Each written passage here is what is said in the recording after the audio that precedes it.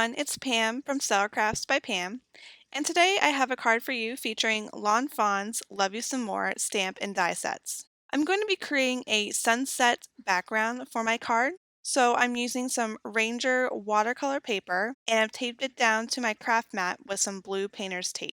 I've cut off part of the paper by putting blue painter's tape across the center because I know that this part, the top, is the only part that's going to show on my card. So I don't want to make more work for myself and blend my inks all over the piece of paper, knowing that only the top part is going to show.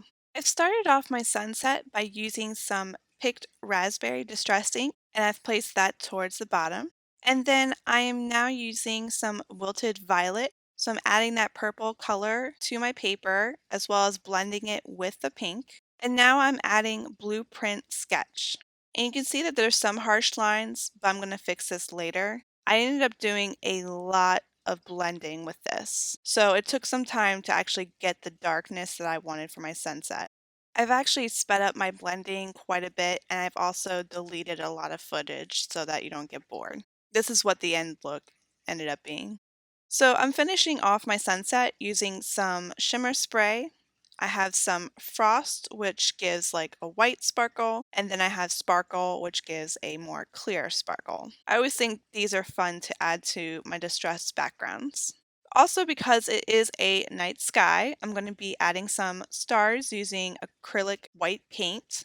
And I don't know if I've necessarily seen stars in a sunset sky, but in my card, they're going to be there. So I just use my paintbrush to kind of flick that paint onto my card. And now I'm adding some individual stars using my paintbrush. Lastly, I'm going to heat set it. And here you can see that sparkle that I got from those shimmer sprays. Next for my card, I'm going to stamp out the images that are going to make up my scene and really the story of my card. So first I'm stamping out the bear using some black VersaFine ink. And I've done it 3 times because since I haven't used this stamp set yet, I know it's been out for a while and I've had it for a while, but I've yet to use it. So I'm stamping it out more than once. That way, if I mess up on one image, I have another one and I don't have to pull out my ink again to stamp more images. And you can see at first, I forgot to use my powder tool. I tend to do that a lot. And the reason I need to use that is because I am going to emboss these images. So I've now put a little sticker on my VersaFine and Versamark inks to give me a reminder to use my powder tool before stamping. So now I'm going to use some clear embossing powder on my stamped images. Because VersaFine is a wet ink, the embossing powder is going to stick to it. And when I heat set it, it's going to set those images so that they're ready to color. I won't have to worry about them not being dry. I won't have to worry about them smearing. And they're going to have a nice, clean, and crisp look. I used to use Stays-On ink and I didn't find that I always got that clean, crisp look that I like. So that's why I now use VersaFine. Some of the images from the stamp set are not outlines. So I'm using some chocolate chip Stampin' Up! Ink to stamp my branches, which are going to be used to hold the marshmallows in my scene, as well as a pile of wood for my bonfire. So now I'm using my Zig watercolor markers to color in my images. I'm starting off with my bear.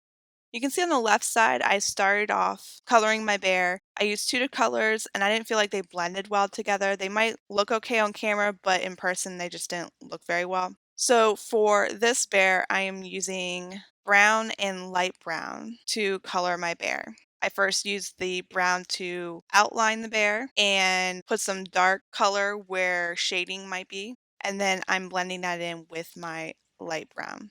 I'll be the first to admit that sometimes I blend too much and I lose that shadow that I created with a dark marker. In this case, I didn't go back to fix it, but I have gone back to fix it before and added more dark color and then just blended it out a little bit less. Now, same thing with my fire. I started off using a red, orange, and yellow combination, and I thought it was too dark. So now I'm just using the orange, the bright yellow, and the yellow Zig markers to make this fire. and I ended up liking this look a lot better. Same with my squirrel. So I colored him once. I felt like he was too light. I wanted him a little bit darker. I'm not sure what colors I'm using, but I will definitely list them in the video for you.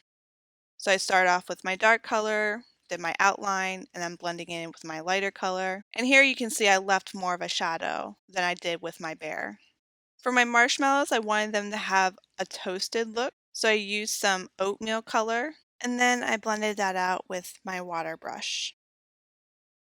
Now that my images are all colored, I can use the corresponding dies to die cut them using my Big Shot.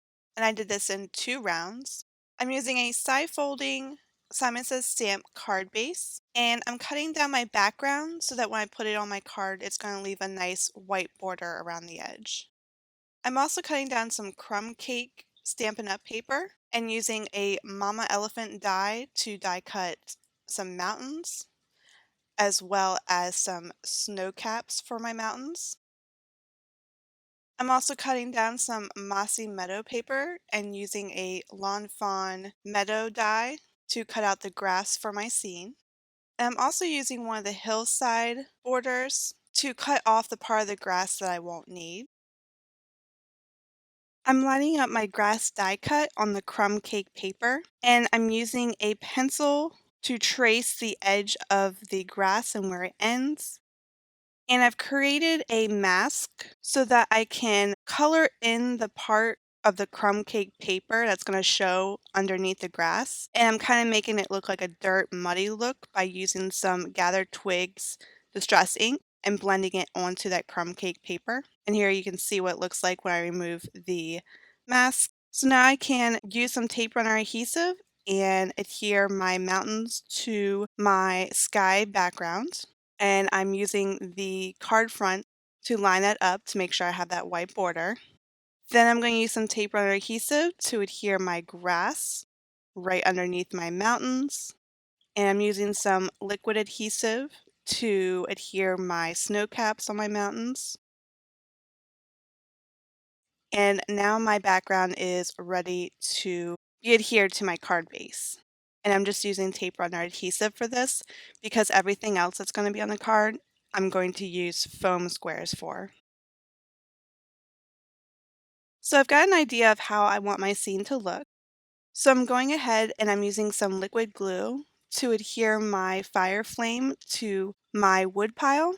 And I'm also using liquid glue to adhere my marshmallows to the stick.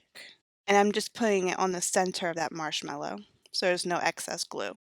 I'm backing both the bonfire and the stick with some foam adhesive. The bonfire, I'm using some thin foam adhesive. And for my stick, I'm just using some regular foam adhesive because I want it to stand out a little further than my bonfire.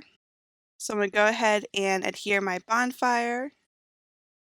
I'm going to use that same liquid glue to adhere my bear. He's going to be in the background, so he's going to lay flat. He doesn't need any foam squares.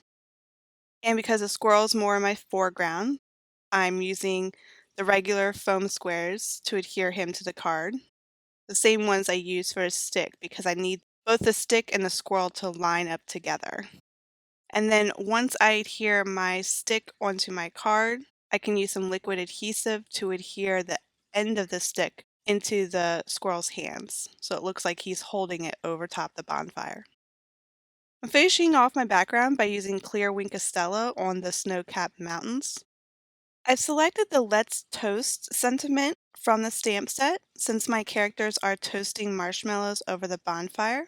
And I'm going to use my Misty to help line up my sentiment and stamp it using some Versamark ink.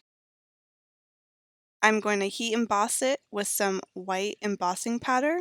And if you saw earlier, I actually remembered this time to use my powder tool before stamping my sentiment. So now I'm using a heat tool to set that embossing powder, and that finishes up my card. So as always, a list of supplies that I use will be listed in the description below. If you have any questions, please leave a comment. If you like this video, give it a thumbs up and subscribe if you'd like to see more. I'll see you guys next time. Bye.